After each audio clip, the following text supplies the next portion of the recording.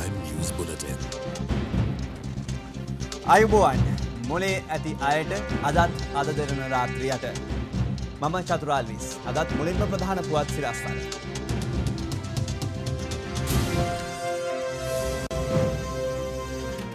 දෙදාහේ හොරනෝට්ටු රටපුරා නව අධිවේගෙන් වාර්තාගත ආදායමක් රතුපස්වල සැඟවුණු කුමන්ත්‍රණයක් මහජනතාව එක්තරා විදිහක නොමග යෑමකට පත් වෙලා තියෙනවා. මේක මේ ඒගොල්ලන්ගේ දේශපාලන අරමුණු ඉෂ්ට කරගන්න.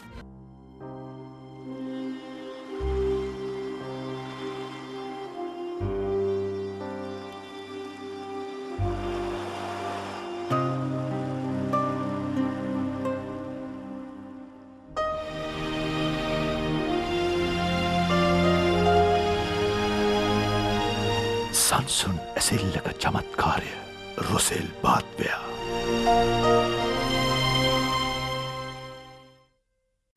කොළඹ කටුනායක අධිවේගී මාර්ගය මහජනතාව සඳහා විවෘත කෙරුණු ඊයේ පස්වරු 6 සිට ගෙවුණු පැය 18ක කාලය තුළ එම මාර්ගයෙන් රුපියල් මිලියන 3.5ක ආදායමක් උපයාගත් බව මාර්ග සංවර්ධන අධිකාරිය පවසනවා.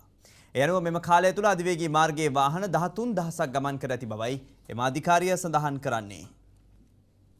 කොළඹ කටුනායක අධිවේගී මාර්ගය මහජනතාව සඳහා ඊයේ පස්වරු 6 සිට විවෘත කිරීමත් සමග කටුනායක දෙසට ගමන් ගන්නා වාහන විශාල සංඛ්‍යාවක් ඒ සඳහා නව අධිවේගී මාර්ගය භාවිත කළා.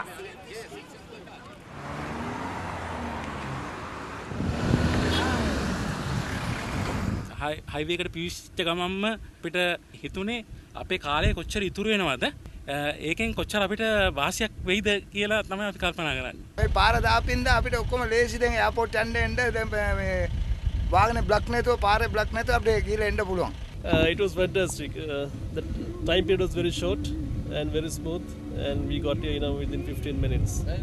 බොහොම සන්තෝෂයි හයිවේ එක මම මීගමුවට ගිහිල්ලා ආවා දැන් ආපහු ගෙදර ඉඳලා කොළඹට යනවා. වෙනදා ඇද්දි රෑ 7-8 වෙන එක දැන් අපිට 6:00 වෙද්දි ගෙදරට යන්න පුළුවන්. වෙනද වෙලාවට ඉතින් ඒකෙන් අපේ ගෙදර දරුවෙක් ඉන්න කාලය ඒ වගේ දේවල් ගොඩක් ඉතුරු වෙනවා. මාර්ග සංවර්ධන අධිකාරිය සඳහන් කළේ මුල් පැය 18 තුල පමණක් කොළඹ කටුනායක අධිවේගී මාර්ගයේ ගමන්ගත් වාහනවලින් රුපියල් මිලියන 3.5ක ආදායමක් උපයාගත් බවයි. මෙය ශ්‍රී ලංකාවේ ප්‍රථම අධිවේගී මාර්ගය වූ දක්ෂිණ අධිවේගී මාර්ගයේ මුල් දිනයේ ආදායම සමග සැසඳීමේදී අති විශාල වර්ධනයක් වනවා. 2011 නොවැම්බර් මාස 28 වෙනි දින දක්ෂිණ අධිවේගී මාර්ගයේ මුල් පැය 24 තුල වාහන 6200ක් ධාවනය කර ඉන් රුපියල් ලක්ෂ 10කට අධික ආදායමක් උපයාගෙන ඇති අතර කොළඹ කටුනායක අධිවේගී මාර්ගයේ පළමු පැය 18 තුල පමණක් එමෙන් 3 ගුණයකට අධික ආදායමක් ඉපීමට මාර්ග සංවර්ධන අධිකාරිය සමත්ව තිබෙනවා. මේ අතර කොළඹ කටුනායක අධිවේගී මාර්ගයේ ලංකා ගමනාගමන මණ්ඩලයට අයත් බස් රථ ධාවනය අද නිල වශයෙන් ආරම්භ කෙරුණා. ප්‍රවාහන අමාත්‍ය කුමාර වෙල්ගම මහතාගේ ප්‍රධානත්වයෙන් නව බස් රථ ධාවනය ආරම්භ කෙරුණේ පිටකොටුව ලංගම ප්‍රධාන බස් නැවතුම්පළ අසලින්.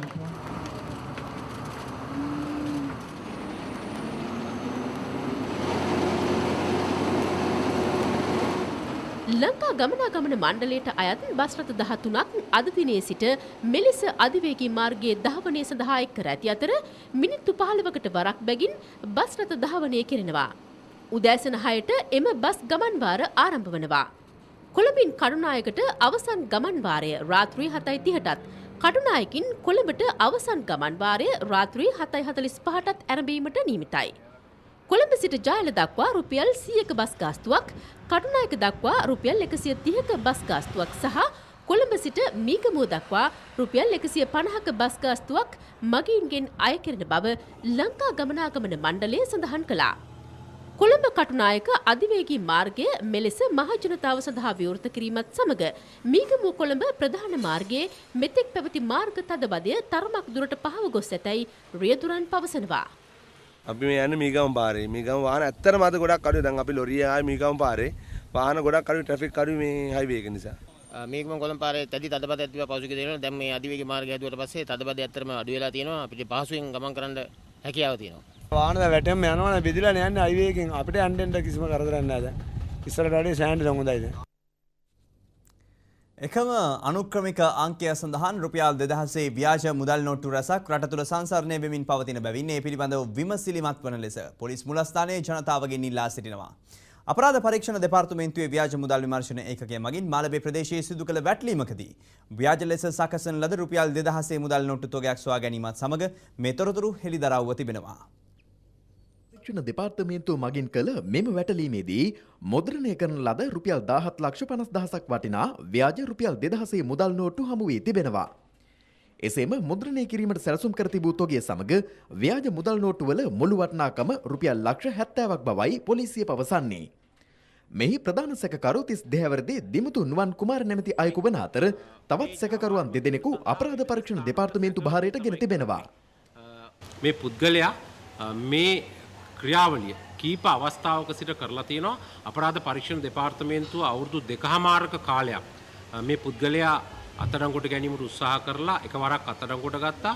ඔහු අධිකරණයෙන් අප ලබාගෙන ඇවිල්ලා පසුගිය ජූලි මාසයේ නැවත දෙවෙනි වතාවටත් මේ ජාවාරමේදී මෙලෙස ව්‍යාජ ලෙස මුද්‍රණය කර ඇත්තේ එකම අනුක්‍රමික අංකය සහිත රුපියල් 2000 මුදල් නෝට්ටු.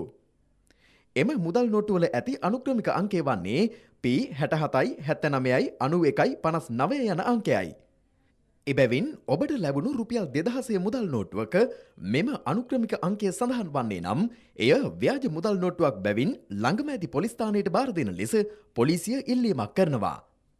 මේ රුපියල් 2000 නියම මුදල් නෝට්ටුවේ මේ රුපියල් 2000 කියන එක මේ මහා බැංකුව කියන එක අත ගෑවොත් විශේෂයෙන්ම අපේ දෘශ්‍යාබාධිත කෙනෙකුට වුවත් අල්ලලා දාරයක් හැටියට අඳුනා ගන්න පුළුවන් දාර මේ මුදල් නෝට්ටුවේ තියෙනවා නියම මුදල් නෝට්ටුවක. නමුත් මෙසේ මුද්‍රණය කරපු ව්‍යාජ මුදල් නෝට්ටුවක එවැනි දාර දක්නට ලැබෙන්නේ නැහැ. ඉතින් ඔබට සැබෑ මුදල් නෝට්ටුවේ මේ සිංහයාගේ දිය සලකුණේ කඩුව පැහැදිලිව දක්නට ලැබෙනවා.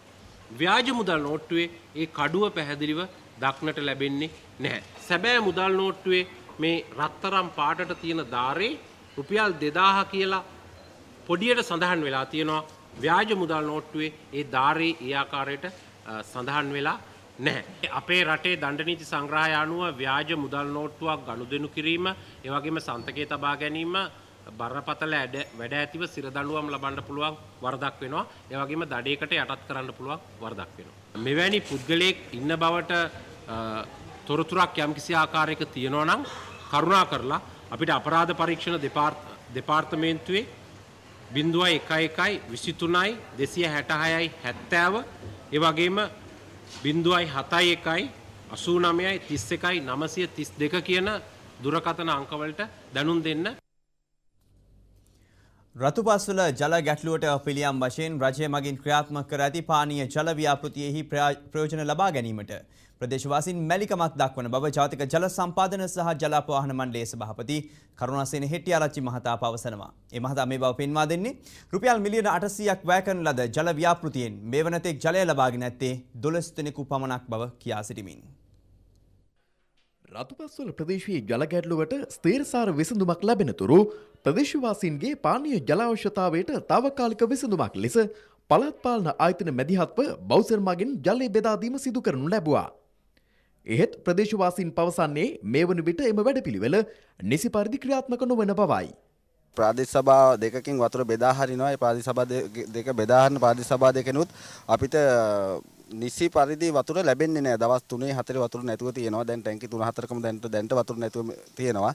මේකට කිසිම දේශපාලනඥයෙක්වත් කිසිම කෙනෙක් විසඳුමක් ස්ථිරතාවර විසඳුමක් අපිට දීලා නැහැ. කෙසේ වෙතත් ප්‍රදේශයේ ජල ගැටලුවට ස්ථීරසාර විසඳුමක් වශයෙන් ජල සම්පාදන මණ්ඩලය මගින් ආරම්භ කරන ලද ජල ව්‍යාපෘතිය සඳහා වැය කර ඇති මුදල රුපියල් මිලියන 800ක්.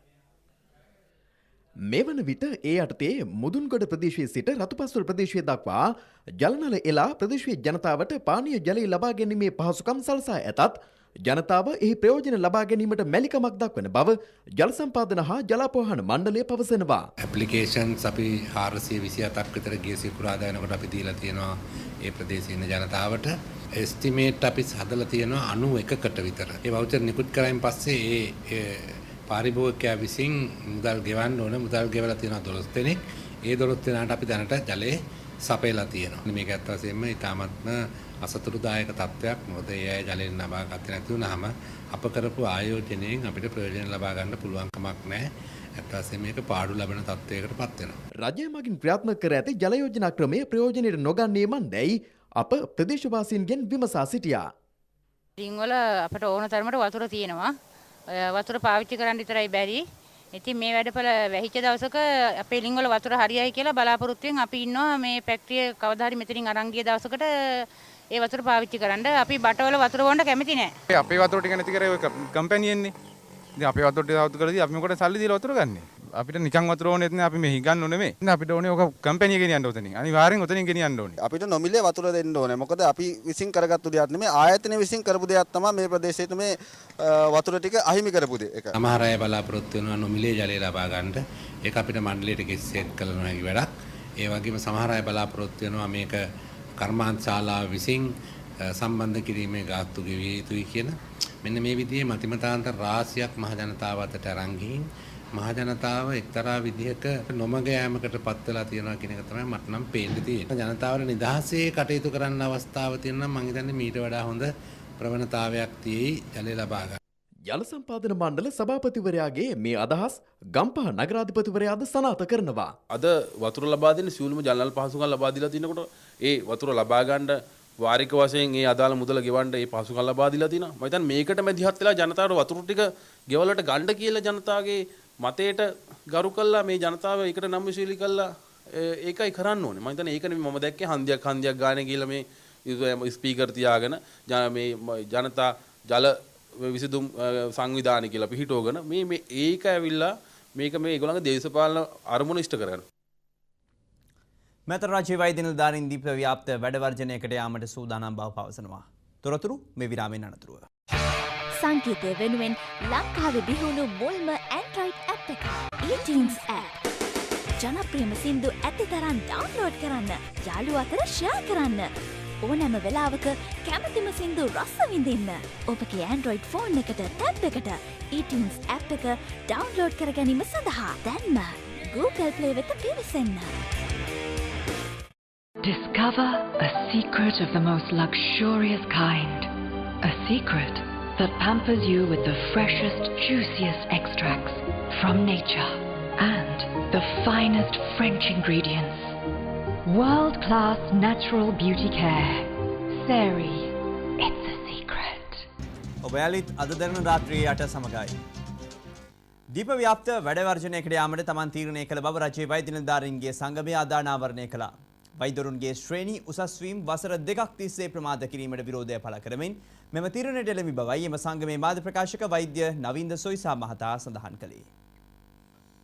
කාණ්ඩ දෙකක තියෙන ප්‍රශ්නයක් වැරදි ලෙස අඳුරගෙන මේ වෙනකොට අනුමැතිය තවදුරටත් ප්‍රමාද වෙමින් යනවා. අපි පහුගිය මාසේ පුවත්පත් සාකච්ඡාවක් කරනවල කිව්වා මේ ආකාරයට දිගින් දිගටම කල්මාරමින් ඉන්නවා නම් වෘත්තීය සමිති ක්‍රියාමාර්ගයකට යාමට සිද්ධ වෙනවා කියලා රජයේ වෛද්‍ය නිලධාරීන්ගේ සංගමේ විධායක කමිටුව තීරණය කළා. නොවැම්බර් 4 වෙනිදා සඳුදා වෘත්තීය සමිති ක්‍රියාමාර්ගයට අවතීර්ණ වෙන්න. සාමාන්‍යයෙන් දීප ව්‍යාප්ත වෘත්තීය සමිති ක්‍රියාමාර්ගයට යනවා නම් අපි අපේ රිජ්‍යාරය ළමාරෝහලත් දසොයිසා කාන්තාරෝහල කාසල් වීදියේ කාන්තාරෝහල සිරිමා බණ්ඩාරනායක ළමාරෝහල සහ පිළිකා ආයතන කියන ස්ථානවල වෘත්තීය සමිති ක්‍රියාමාර්ගය දියත් වෙන්නේ ඒ අරුණාම අනිත් සියලුම අයට අපි මේ වෙනකොට දැනුවත් කරලා තියෙනවා. මේක තීරණය වෙන්න තිබුණේ මීට සති දෙකකට කලින්. නමුත් අපි දිගින් දිගටම ඉවසලා තමයි මේ තීරණයට අවිලා තියෙන්නේ. වෛද්‍යවරුන් වර්ජනයකට ගියත් නැතත් අද දරන SMS පණිවිඩ සේවාව ඔබ සක්‍රිය කරගෙන නැත්නම් ඒ පිළිබඳ තොරතුරු ෂණිකව ඔබට ලබා ගත හැකියි. ඒ සඳහා ඔබ කළ යුත්තේ නිවුස් යනුවෙන් ටයිප් කළ 678ට ඔබේ ඩයලොග් ජංගම දුරකථනයෙන් SMS පණිවිඩයක් යැවීමයි. මේ දවස්වල දේශපාලන වේදිකාවේ ප්‍රධානතම මාතෘකාව කැසිනෝ. සමහරු කියන්නේ සුළු වෙනස්කම් කරමින් මේ කැසිනෝ ව්‍යාපාරයේ අදාළ පනත නැවත පාර්ලිමේන්තුවට ඉදිරිපත් කරන්න යෝජනා කරමින් තිබෙනවා කියලා. ඒක මොන ආකාරයෙන් ආවත් සූදුවමයි අපි කියන්නේ කැසිනෝ පනත සම්පූර්ණයෙන්ම ඉවත් කරගන්න කියලා. රාජ්‍ය නීත්‍යානුකූල දෙයක් කරන්න ගියාම රට ආදායමක් වෙන මොකක් හරි දෙයක් කරන්න ගියා ඒකට තමයි ඔක්කොම කෑ ගහන්නේ. රට දියුණු කරන්න සල්ලි හොයන්න ඕනේ. කැසිනෝ ඉන්නේ නිකන් නෙවෙයි සුරාවයි ගණිකාවයි පාතාලයයි තුනම අරගෙන රටේ හදවත බඳු කොළඹ නගරේ මැද කැසිනෝ හදාගත්තේ සකල සිරිම්පිරි මේ ශ්‍රී ලංකාවේ විතරමයි කියන එක කනගාටුවෙන් උනත් කියන්න ඕනේ. තද කැසිනෝ කොළු පිටේ ගත්තාම කී ස්ථානයක තියෙනවද? සමහර පන්සල් ඉස්සරහා ඉස්කෝල ඉස්සරහා මේ පවත්වාගෙන යනවා. ඒවට විරෝධතාවයක් නැහැ. මේක නීත්‍යානුකූල කරන්න ලෑස්ති වුණාම නීත්‍යානුකූල එක කොටසකට එක පැත්තකට අරන් යන්න. ඉතින් ඒකට තමයි විරුද්ධ හුඟ දෙනෙක් කෑ ගහන්නේ. රජයට කියන්නට ඕනේ අලුත් කැසිනෝ එපා කියන එක විතරක් නෙමෙයි. තියෙන කැසිනෝත් එපා. එක්සත් ජාතික පක්ෂ රජයේ කාලේ ජෝසිම් නැමැති ව්‍යාපාරිකයා ලංකාවට ඇවිල්ලා මේ ලංකාවේ කැසිනෝ ව්‍යාපාරය පටන් ගත්තා. හැබැයි ඒකෙන් වෙන පාඩුව අපි නිරීක්ෂණය කරපුවාම ජෝසිම්ම රටෙන් පිටුවහල් කරා. ඒ නිසා මේ ආණ්ඩුවට ඒ වරද නීත්‍යානුකූල කරන්න අවසර දෙන්න බෑ. ජේම්ස් පැකර් තමයි අද ඕස්ට්‍රේලියාවේ නොනිල නායකයා. පුංචි දුප්පත් ලංකාව ඔහුගේ ග්‍රහණයට ගන්නේ නැහැ කියන්නේ. අපිට තියෙන විශ්වාසය මොකක්ද? අනාගතයේ අපේ මාධ්‍යවල ලියවෙන්නේ ජේම්ස් පැකර්ට ඕන දේවල් විතරයි. මොන දේශපාලකයද ඡන්දෙ දිනන්නේ? මොන පක්ෂෙද ඡන්දෙ දිනන්නේ කියන එක තීරණය කරන්නේ ජේම්ස් පැකර් විතරයි. කෙසේ නමුත් කැසිනෝත් සමග වඩාත් කතා බහට ලක්ුණේ පැක වගේම ආයෝජන ප්‍රවාදන අමාත්‍ය ලක්ෂ්මන් යාපාබේවර්ධන. ඔහු අද රාත්‍රී 9:45ට 360 වැඩසටහන සමගින් සම්බන්ධ වෙනවා. ඔබටත් පුළුවන් මේ සඳහා ප්‍රශ්න යොමු කරන්නට 0115337262. වසරේ හොඳම ව්‍යාපාර බාහිරකරණය කිරීමේ කර්මාන්තයට හිමි රට ලෙස ශ්‍රී ලංකාව ලන්ඩන්හිදී සම්මානයට පාත්‍ර වුණා. ඒ පිළිබඳව ශ්‍රී ලංකා තොරතුරු සහ සංනිවේදන තාක්ෂණ නියෝජිත ආයතනයේ ප්‍රධාන විධායක නිලධාරී රෂාන් දේවපුර මහතා විසින් අද දෙරණට වැඩිදුරටත් අදහස් පළ කළා. ආන්තේ ක්ෂේත්‍රයේ යෙදලා ඉන්න හැම රටවල් වල අතරම තරඟකාරීත්වය බලලා ඔවුන්ට සම්මාන ප්‍රදානය කරන්න. ඒ අතුරින් 2013 වර්ෂයේ හොඳම බාහිර ව්‍යාපාර බාහිරකරණය කිරීමේ කර්මාන්තය තියෙන රට ලෙස ශ්‍රී ලංකාව සම්මානයක් ලැබුවා. පහුගිය අවුරුදු 6-7-8 තුල තොරතුරු තාක්ෂණයට සෑහෙන ප්‍රමුඛතාවයක් දීලා තියෙනවා. ඒ තුලින් අපේ රටේ තොරතුරු තාක්ෂණ කර්මාන්තය විදේශීය විනිමය උපයන කර්මාන්ත අතුරින් 5 වෙනි ස්ථානයටත් ඒ වගේම රැකියා ලබා දෙන කර්මාන්ත අතුරින් උසස් ස්ථානයකටත් පැමිණලා තියෙනවා. ඉතින් මේ වගේ සම්මානයක් ලැබීම මම හිතනවා ඉතාම වැදගත් වෙනවා. TV දෙරණ සහ FM දෙරණ මාධ්‍ය අනුග්‍රහයෙන් සංවිධානය කළ Blue and White Fantasy සැනකෙළිය සහ සංගීත ප්‍රදර්ශනය ඊයේ අති සාර්ථකයින් පැවැත්වුණා. ඒ කොළඹ ශාන්ත ජෝසප් විද්‍යාලීය පරිශ්‍රයේදී. කොළඹ ශාන්ත ජෝසප් විද්‍යාලයේ මධ්‍යම පාසල සඳහා විද්‍යාගාරයක් ඉදිකිරීමට අරමුදල් රැස් කිරීමේ අරමුණින් මෙම Blue and White Fantasy සැනකෙළිය හා සංගීත සංදර්ශනය සංවිධානය කර තිබුණා. විනෝද ක්‍රීඩා ඇතුළු විශේෂාංග රැසකින් සමන්විත වූ සැනකෙළිය නිමාවීමෙන් අනතුරුව ඊ රාත්‍රියේ සංගීත සංදර්ශනයක් පැවැත්වුණා.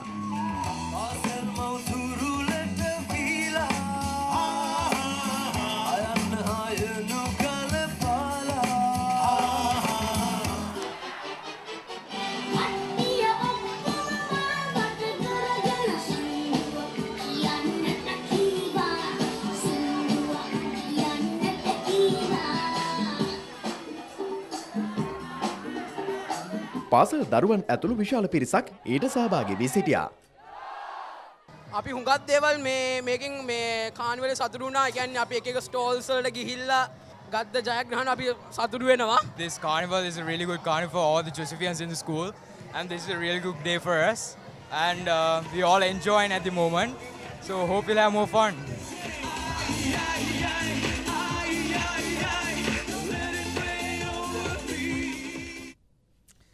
සිව්දෙස දැන්. ගලේවෙල මොරගොල්ල රොටවැව ප්‍රදේශයේදී ඩෙංගු මදුරුවාට සමාන අඟල් 4ක පමණ විශාලත්වයකින් යුත් මදුරුවෙකු සොයාගෙන තිබෙනවා. මේ පිළිබඳව කීට විද්‍යාඥයින් විසින් පරීක්ෂණ පවත්වනු ලබනවා. ගේට්වේ ජාත්‍යන්තර පාසලේ වාර්ෂික ත්‍යාග ප්‍රදානෝත්සවය කොළඹ බණ්ඩාරනායක ජාත්‍යන්තර අනුස්මරණ සම්මන්ත්‍රණ ශාලාවේදී පැවැත්වුණා. උතුරුමැද පළාත් අධ්‍යාපන සංස්කෘතික හා තොරතුරු තාක්ෂණ අමාත්‍යාංශය සංවිධානය කළ 24 වන රජරට මහා කලා උළෙල පොලිතිසි බුද්ධි මණ්ඩපයේදී ඊයේ පැවැත්වුණේ අමාත්‍ය මෛත්‍රීපාල සිරිසේන මහතාගේ ප්‍රධානත්වයෙන්.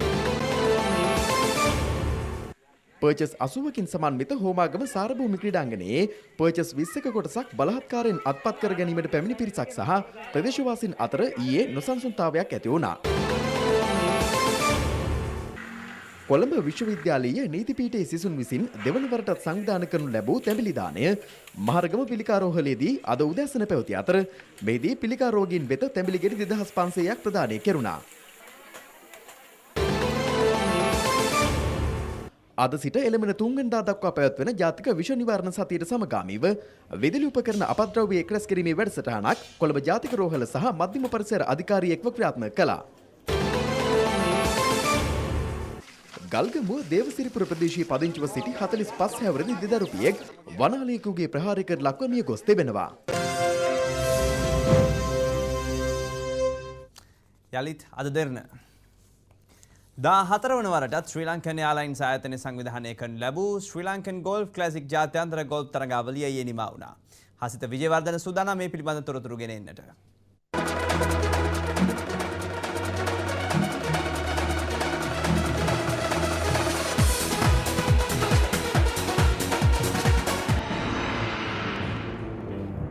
2013 ගෝල්ෆ් ක්ලාසික් ජාත්‍යන්තර ගෝල්ෆ් තරගාවලිය පසුගියදා ආරම්භ වුණා මාමේ රැඳී සිටින මහනුවර දිගන වික්ටෝරියා ගෝල්ෆ් ක්‍රීඩාංගණයේදී.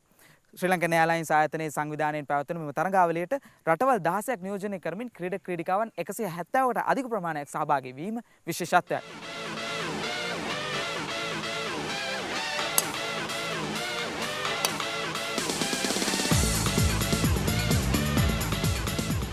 මෙම තරගාවලිය පසුගිය 25 වෙනිදා ආරම්භ වූ අතර එහිදී තරගාවලියේ ආරම්භයේ සිටම සමස්ත පිරිමි අංශයෙන් චීනයේ ෂැන් ජිෂූද සමස්ත කාන්තා අංශයෙන් පාකිස්තානයේ ක්වීන් ඇමීද ඉදිරියෙන් පසු වුණා.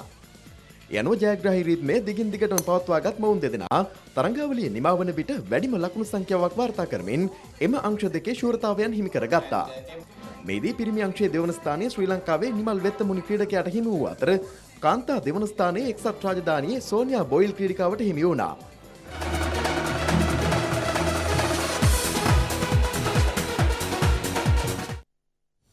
ඒ සමග අද දින රාත්‍රී 8 ප්‍රධාන පුවත් විකාශය නිමයි. තවත් තොරතුරු සඳහා ඔබට පිවිසෙන්න පුළුවන් අපගේ වෙබ් අඩවියට www.adaderna.lk. සුබ රාත්‍රියක්.